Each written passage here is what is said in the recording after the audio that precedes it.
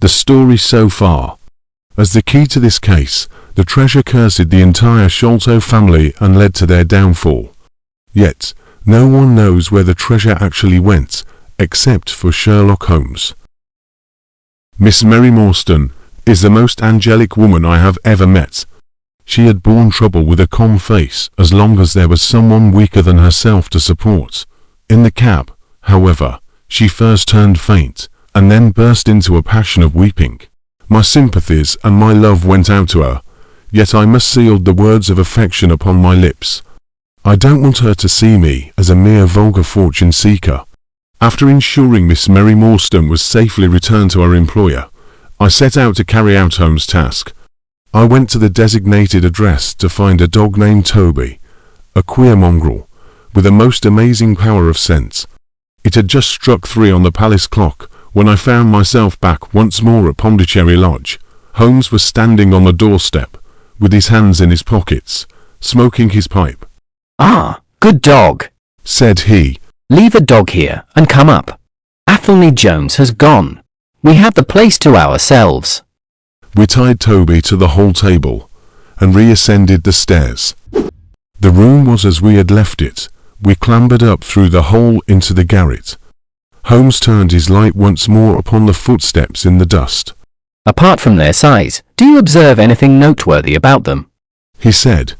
Each toes of step distinctly divided. "Quite so. Bear that in mind. Now run downstairs." By the time that I got out into the grounds, Sherlock Holmes was on the roof, and I could see him very slowly along the ridge until he finally seated at one of the corner eaves. "That you, Watson?" he cried. "Yes." "This is the place. What is that black thing down there?" "A water barrel." "Top on it?" "Yes." The lantern began to come steadily down the side of the wall. Then with a light spring Holmes came onto the barrel, and from there to the earth. "It was easy to follow him," he said. "Tiles were loosened the whole way along, and in his hurry he had dropped this." The object which he held up to me was a small pocket. Inside were half a dozen spines of dark wood, like that which had struck Bartholomew Sholto. "Here you are, doggy. Smell it, Toby, smell it." Holmes pushed the creosote handkerchief under the dog's nose, fastened a stout cord to the mongrel's collar, and led him to the foot of the water barrel. The creature instantly pattered off upon the trail at a pace which strained his leash and kept us at the top of our speed. As we followed Toby, we discussed the details of the case. "How could you describe with such confidence the wooden-legged man?" I asked. "It is all patent and above board." Holmes smiled earnestly. 2 officers who are in command of a convict guard learn an important secret as to buried treasure. A map is drawn for them by an Englishman named Jonathan Small. You remember that we saw the name upon the chart in Captain Morstan's possession. He had signed it in behalf of himself and his associates, the sign of the 4, as he somewhat dramatically called it. Aided by this chart, the officers, or one of them, gets the treasure and brings it to England, leaving, we will suppose, some condition under which he received it unfulfilled. "But this is mere speculation," said I. "Let us see how it fits in with the sequel." Holmes didn't take offence. Major Sholto remains at peace for some years, happy in the possession of his treasure. Then he receives a letter from India which gives him a great fright. What was that? A letter to say that the men whom he had wronged had been set free. Or had escaped. That is much more likely, for he would have known what their term of imprisonment was. It would not have been a surprise to him. What does he do then? He guards himself against a wooden-legged man, a white man, mark you, for he mistakes a white tradesman for him, and actually fires a pistol at him. Now, only one white man's name is on the chart. The others are Hindus or Mohammedans. There is no other white man. Therefore we may say with confidence that the wooden-legged man is identical with Jonathan Small. Does the reasoning strike you as being faulty? No, it is clear and concise. Well, now, let us put ourselves in the place of Jonathan Small. Let us look at it from his point of view. He comes to England with the double idea of regaining what he would consider to be his rights and of having his revenge upon the man who had wronged him. He found out where Sholto lived, however he could not find out where the treasure was hid. After Major Sholto died, he could only continue to keep a secret watch upon the efforts made to find the treasure. Then comes the discovery of the garret, and he is instantly informed of it. But it was the associate, and not Jonathan, who committed the crime. Quite so. And rather to Jonathan's disgust, to judge by the way he stamped about when he got into the room. He bore no grudge against Bartholomew Sholto, however the savage instincts of his companion had broken out, and the poison had done its work. That was the train of events as far as I can decipher them. We had during this time been following the guidance of Toby. Where we were about to turn into Knight's Place, Toby ceased to advance, but began to run backwards and forwards, the very picture of canine indecision. Perhaps they stood here for some time, I suggested. Ah, it's all right. He's off again, said my companion, in a tone of relief. Toby was indeed off, for after sniffing round again, he suddenly made up his mind, and darted away with an energy and determination such as he had not yet shown. I could see by the gleam in Holmes's eyes that he thought we were nearing the end of our journey.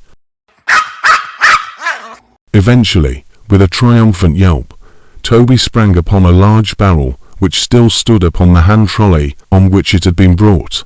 The staves of the barrel and the wheels of the trolley were smeared with a dark liquid, and the whole air was heavy with the smell of creosote. Sherlock Holmes and I looked blankly at each other, and then burst simultaneously into an uncontrollable fit of laughter. "What now?" I asked. "Fortunately, we have no distance to go," said Holmes, lifting Toby down from the barrel. Evidently what puzzled the dog at the corner of Knight's Place was that there were two different trails running in opposite directions. We took the wrong one. It only remains to follow the other. There was no difficulty about this. On leading Toby to the place where he had committed his fault, he dashed off in a fresh direction and led us to a small wooden wharf. "We are out of luck," said Holmes. "They have taken to a boat here." Several small punts and skiffs were lying about in the water and on the edge of the wharf. We took Toby round to each in turn, but, though he sniffed earnestly, he made no sign. "This looks bad," said he. "These fellows are sharper than I expected. They seem to have covered their tracks. There has, I fear, been preconcerted management here." Close to the rude landing stage was a small brick house, with a wooden placard which printed Mordecai Smith.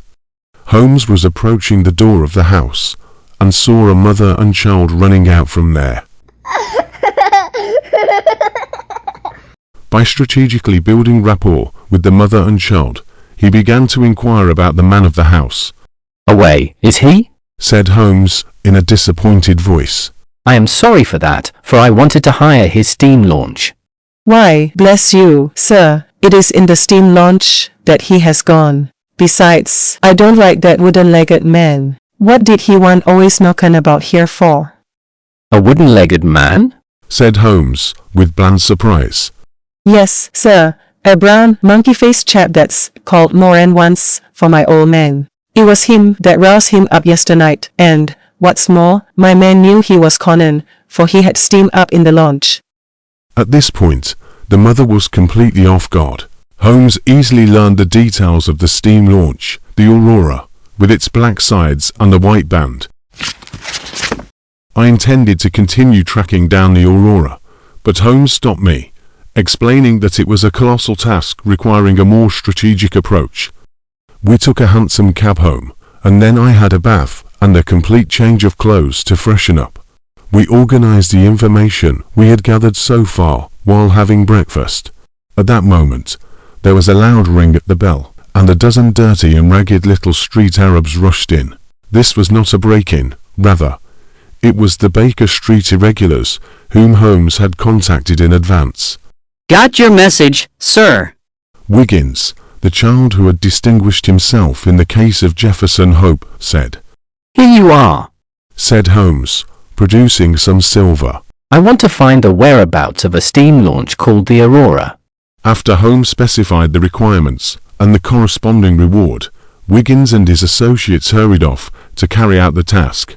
"They can go everywhere, see everything, overhear everyone," said Holmes, as he rose from the table and lit his pipe.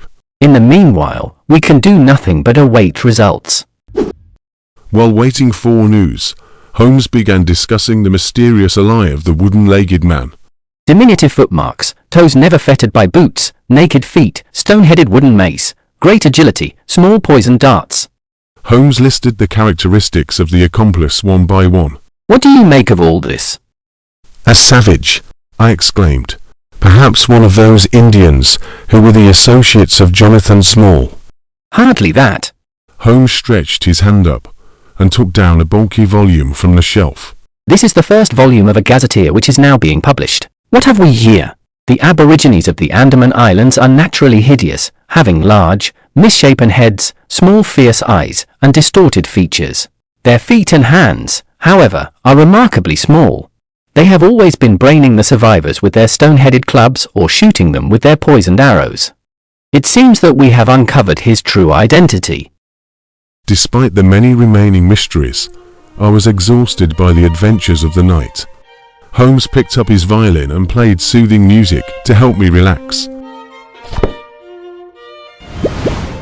After I finished playing a piece, Watson had fallen into a deep sleep. His presence gave me a sense of calm and reassurance, yet this also brings me some anxiety, especially considering the feelings that seem to lie hidden between him and our fair client. Nonetheless, there is only one thing that Sherlock Holmes can do, from beginning to end.